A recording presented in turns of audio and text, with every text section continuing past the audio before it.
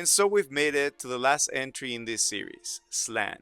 For me, Slan is one of the closest of all four books in the exploration of one of the core themes in Berserk. In this story, we have three major important groups: humans, true Slans, which are the Slans that have tendrils in their hair, and tendrilless Slans, which is self-descriptive. Humans hate true Slans because they are only aware of the Slans with tendrils in their hair.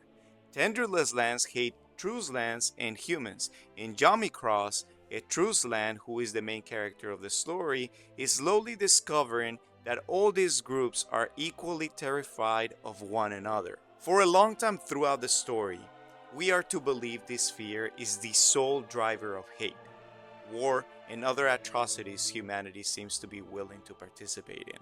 Towards the end of the book, however, there's this really good idea that gets put forward that lands incredibly well with our understanding of the astral world and the physical world. But before we go down that rabbit hole, let's talk a little bit about our Slan. Slan in Berserk seems to be tied much closer than the rest of the members of the Godhead to the ideas of lust and depravity, and she makes actual appearances in scenes and situations that are full of these themes. And I think this is no accident.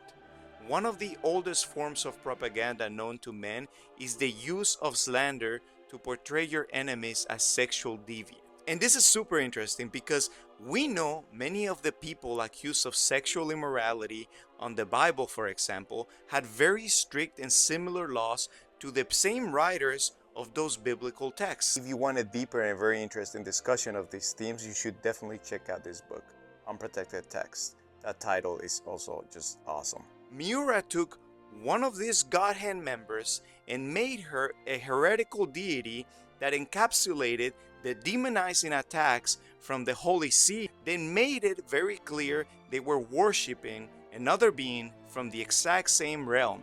Heck, the exact same team. Additionally, Slan seems capable of feeling and understanding human emotions and desire at a much deeper level than any other member. Like the true Slans in the book, who can form deep connections with each other and even outsiders due to their deep understanding of psychology and their ability to read minds. Towards the end of the book, there's a character that puts forward a very interesting theory.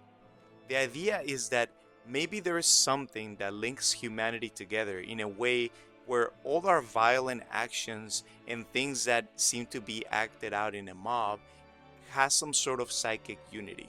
It is postulated that people may be linked at a deeper level, but Slans have just evolved to a point where they can understand it and explore it. So maybe, being that Slan seems to be positioned in these specific points in Berserk, where she has better access to people and human emotion, maybe she'll get to play a bigger role in what's to come.